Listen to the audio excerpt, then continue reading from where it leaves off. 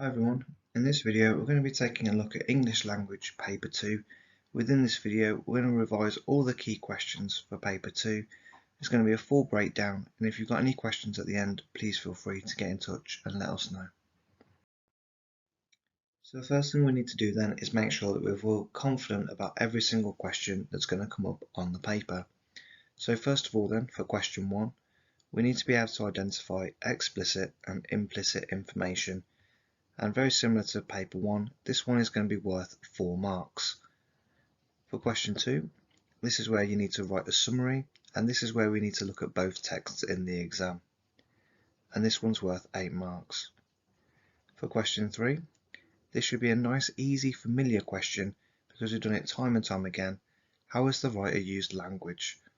The only difference from paper 1 is that this is actually worth 12 marks.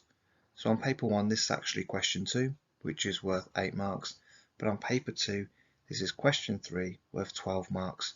So the only really difference that we're going to have here is that we should really write 3 paragraphs as opposed to 2 paragraphs that we would have done on paper 1. Now for question 4, this is where we compare how the writers convey their feelings and perspectives and their viewpoints on whatever topic it is that we're talking about. And that's going to be worth a massive 16 marks in the exam. And for our final question, question 5, this is the one on transactional writing, by which I mean it's anything from writing an article, a speech, a letter, or anything like that, and that is worth a massive 40 marks. We have 24 marks for the content, and then 16 marks for your spelling, punctuation, and grammar.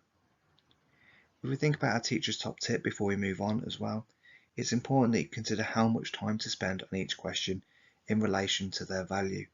For example, if we take question 2, that is only worth 8 marks, so it doesn't make sense to spend any more than 10 to 12 minutes on that question, and most of your time should be dedicated on the high value questions, which are question 4 and question 5. So by the end of this video, you'll be able to recall each of the questions for paper 2, understand how to approach each question, and finally you'll be able to apply your understanding to prepare for the paper 2 exam. So first of all then, let's take a look at question 1. So in question 1 we need to identify implicit and explicit information, and in the exam it's going to look something like this. So it'll say, read again the first part of the source A from lines blank to blank. Now generally it comes from the first part of the source, but it's really important that you read through and make sure that you're talking about the correct section. Now this is going to differ quite a bit from paper 1, because in paper 1 you have to select the information yourself out of the extract. However, in paper 2 they set it up slightly differently. So instead you're going to have 4 statements below that are true. You need to shade the circles in the boxes of the ones that you think are true. Choose a maximum of 4 statements out of 8. If you make an error, cross out the whole of the box. If you change your mind and require a statement that has been crossed out, then draw a circle around the box. And the total marks available for this is 4 marks. So before we move on then, let's consider this teacher's top tip. Make sure you read through the options really carefully. There's normally one answer that is designed to catch you out. So typically within this one, it should be a nice easy one for us all to get 4 marks, but people do tend to make errors every single year. And that's just because they read it, they haven't interpreted the information correctly, and they kind of jump the gun a little bit and assume that they've got all of the answers right. This is nice easy 4 marks. You just need to make sure that you read it carefully and you take the appropriate amount of time to answer that question. Question 2. Writing a summary. So this is one of the questions that people tend to struggle with the most. So it's really important that before we actually get to the exam that we know how to approach it. So in order to effectively answer this question, you need to summarise and compare the key ideas and perspectives from 2 texts, which will be source A and source B. You need to focus on the underlying topic, so they will specify what they'd like you to summarise about the extracts. And you also need to make inferences about the deeper meanings within the text. If you're not too sure what we mean when we're talking about making inferences, that's essentially meaning that you need to explain it in detail. Now a lot of people get this confused with question 4. The main difference is you're not really going to analyse any language techniques for this question, but you will do for question 4. Now before we move on, let's consider our teacher's top tip. So try and spend around 10 minutes on this question and write at least 2 paragraphs. Also, it's important not to forget that you need to use discourse markers to show the differences. So if it does specify that you need to talk about the differences for this question, we're going to use words like however, on the other hand, and conversely. Question 3. Look at the breakdown of question 3 below. So the question will always begin with the lines, how has the writer used language to?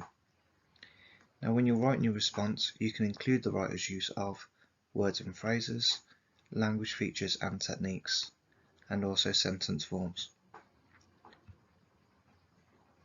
Now when you're writing your response, there'll be several different ways that you can actually lay out your paragraphs. There might be Peter, Petal or PEA or anything like that that your teacher's shown you. That is absolutely fine as long as you're considering the following bullet points. So you need to make sure that you are writing at least 3 paragraphs for this question. You identify language techniques and the word class to help deepen your analysis. And finally, and arguably the most important one for this one, comment on the effects of language. Now in terms of our key techniques, they're going to differ ever so slightly for paper 1. Now you can still use things like your similes, your metaphors and things like that. However, in non-fiction, we're more likely to get things like De Forest techniques. Now if you're not too sure what we mean by these, do check out our other videos that go through them in a lot more detail. In addition to this, you can still talk about things like word class, your verbs, adverbs, nouns and adjectives. So remember to comment on the effects of language. I can't stress enough how important that would be for this question.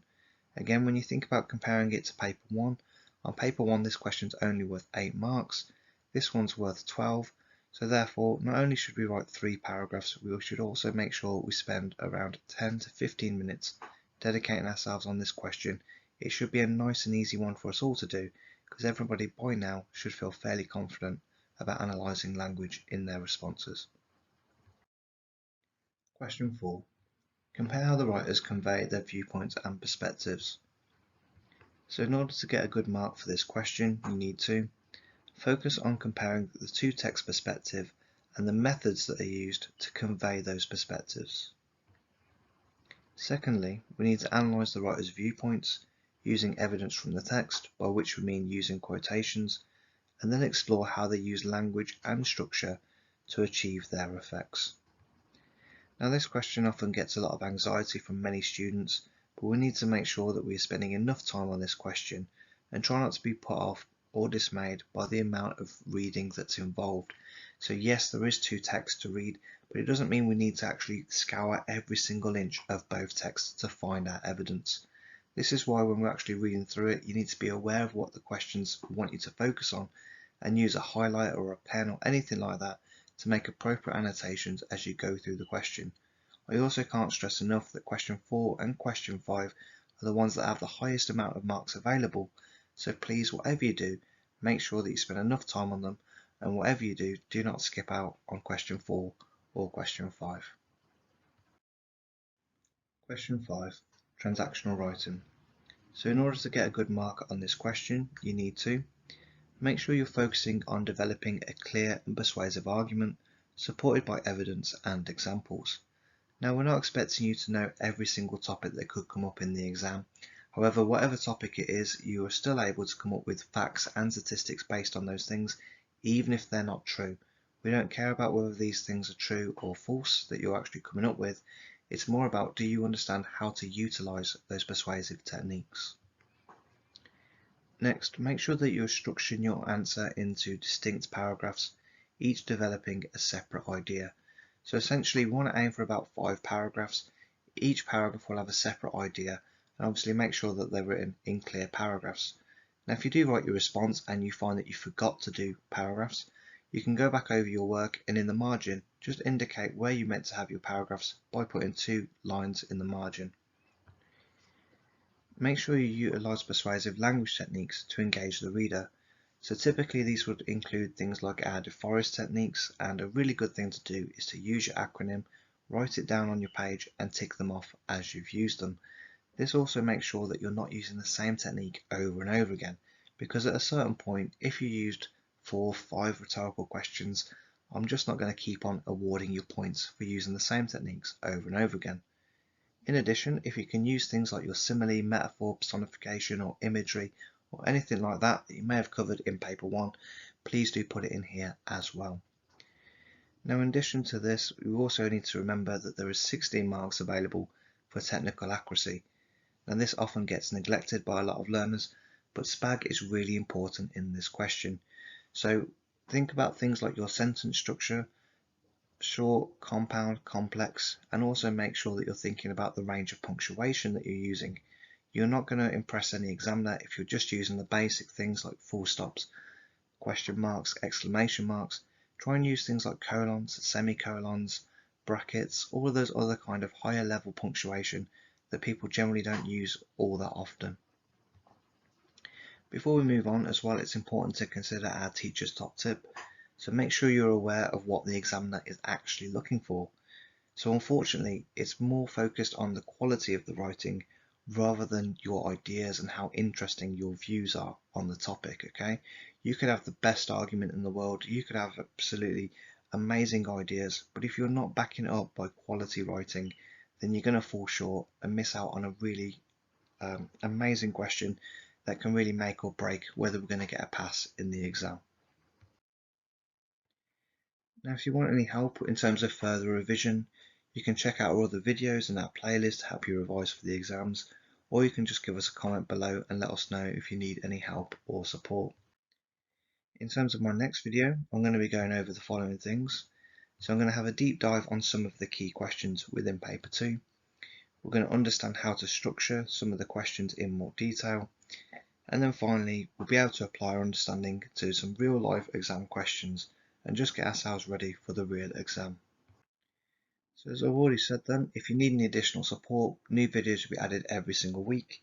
Alternatively, you can leave us a comment below or visit our partner channel, Bookworm Teaching, for more lessons and guidance on all things English. If you made it this far, guys, I want to thank you for your support, and if there is anything that you need help with, please do let us know and get in touch. Thank you and all the best with your work and revision.